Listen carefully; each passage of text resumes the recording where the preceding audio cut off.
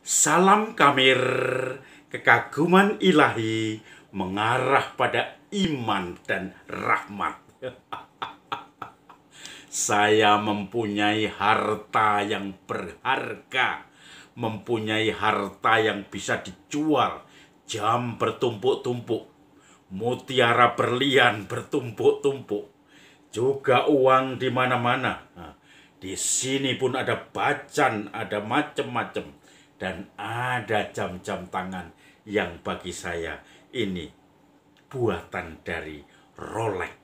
Maka jangan Anda heran karena saya mempunyai banyak harta yang saya andalkan. Saudara-saudari yang terkasih, kadang kita lupa waktu, lupa usaha, lupa target. Semuanya kita target untuk mendapatkan kemakmuran duniawi. Tetapi kita lupa mencari harta yang paling berharga. Kita lupa mencari harta yang tidak bisa dimakan oleh ngengat ataupun rayap, tetapi yang selalu menjadi pendamping kita. Injil hari ini juga bicara tentang hal itu, saudara-saudari yang terkasih. Hal kerajaan surga itu seumpama seseorang yang menemukan harta yang paling berharga. Dia melihat ladang dan di situ dia menemukan harta yang berharga. Kemudian harta itu disimpan kembali di ladang itu. Lalu ia menjual segala miliknya, kemudian membeli ladang itu karena dia akan mendapatkan harta yang berharga. Atau kerajaan surga itu seumpama orang yang mencari mutiara yang sangat berharga. Begitu menemukan mutiara itu, dia menjual seluruh miliknya dan membeli mutiara itu. Maka hidupnya menjadi penuh dengan kepenuhan dan kebanggaan, kebahagiaan, kedamaian. Karena disitulah kerajaan surga, harta yang paling berharga. Bukan harta yang seperti ini, yang hanya untuk gengsi mentereng dan tidak akan kita bawa ketika kita menghadap kepada Bapa sendiri. Saudara-saudari yang terkasih, kalau kita dibaptis, tentu saja diharapkan kita seperti Paulus. Paulus itu tadinya menjadi pengejar pengikut Kristus, harus dibunuh, dihabiskan karena mereka ini sekte baru yang mengganggu ajaran orang-orang Yahudi. Tetapi dalam suatu ekspedisi dengan tugas untuk memusnahkan umat di Damsyik atau Damaskus, dia jatuh dari kuda, buta, kemudian dia seakan-akan melihat Yesus sendiri. Dan Yesus berkata atau bertanya kepada dia, "Saulus, Saulus, kenapa engkau menganiaya aku?" Dan akhirnya Saulus pun sadar setelah beberapa saat dan dia kemudian bertobat, menemukan bagaimana Yesus yang sudah menyentuhnya, mutiara yang berharga, harta yang berharga, lalu meninggalkan segala sesuatu, kebanggaan-kebanggaan masa lalu sebagai orang terpelajar, sebagai murid Gamaliel, sebagai orang yang sungguh disegani di kalangan orang Yahudi, Parisi maupun Saduki, dan dia menjadi orang-orang yang getol untuk menegakkan ajaran Yahudi dengan membunuh orang-orang pengikut Kristus. Saudara-saudari yang terkasih, itu salah satu contoh di dalam kitab suci bagaimana Paulus ketika bertobat kemudian menemukan harta yang berharga itu, mutiara yang berharga, menjual segala sesuatu, kemudian mengikuti dia. Dalam hidup sehari-hari, kita juga menemukan orang-orang seperti itu. Kadang tanpa sadar, orang itu kita temukan. Saya merasakan bagaimana ketika orang itu masih bingung. saya akan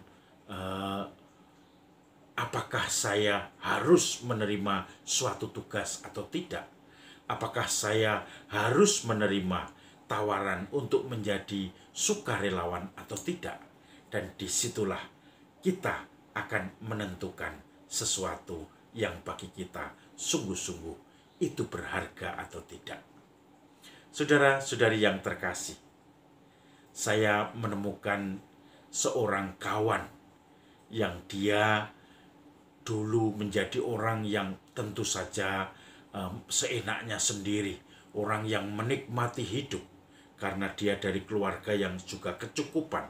Dia menikmati semuanya dan dia tidak mempedulikan orang-orang lain. Pokoknya hidupnya happy, enjoy, dan disitulah dia menemukan jati diri yang awal, tetapi fake jati diri atau jati diri yang palsu.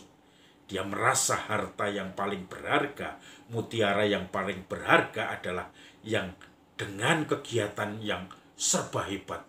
Wah, dibiayai oleh keluarga atau orang tuanya, dan dia sudah merasa hebat.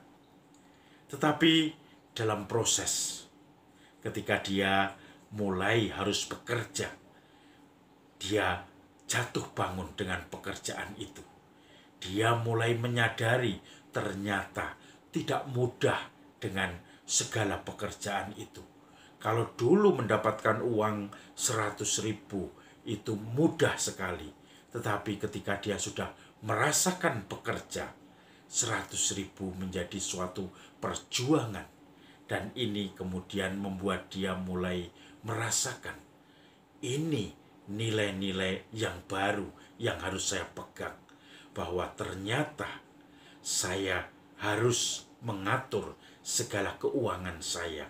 Tidak sembarangan seperti dulu yang tidak pernah mempertimbangkan pengeluaran-pengeluaran karena semua didukung oleh orang tua.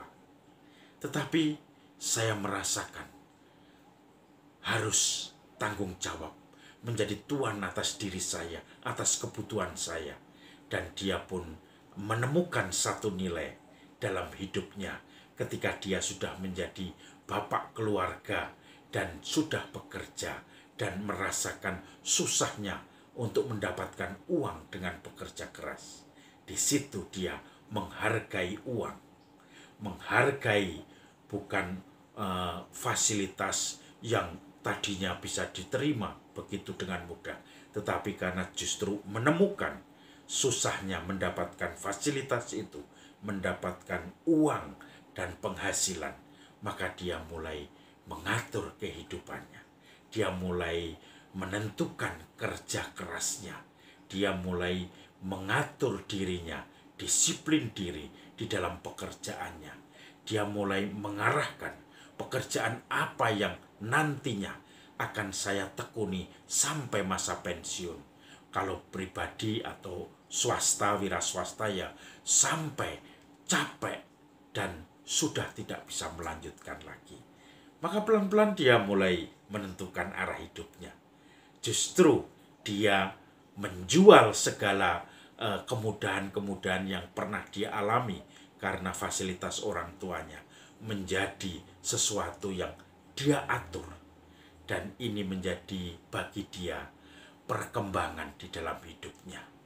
Dia meninggalkan manusia lama, membeli nilai-nilai baru, yaitu dengan kerja keras, dengan perhatian, dan juga dengan komitmen atas segala usaha yang dirintisnya. Semoga kita semua juga menemukan nilai yang berharga yang tidak bisa dimakan oleh rengat, tetapi nilai itu mendewasakan kita, membuat kita memenuhi atau hidup kita menjadi lebih penuh, dan kita pun merasakan Tuhan yang menciptakan kita sungguh memberikan suatu ekspresi atas bakat-bakat yang diberikan Tuhan di dalam hidup kita dengan menemukan harta dan mutiara yang sangat berharga itu. Salam Kamir, kekaguman ilahi, mengarah pada iman dan rahmat.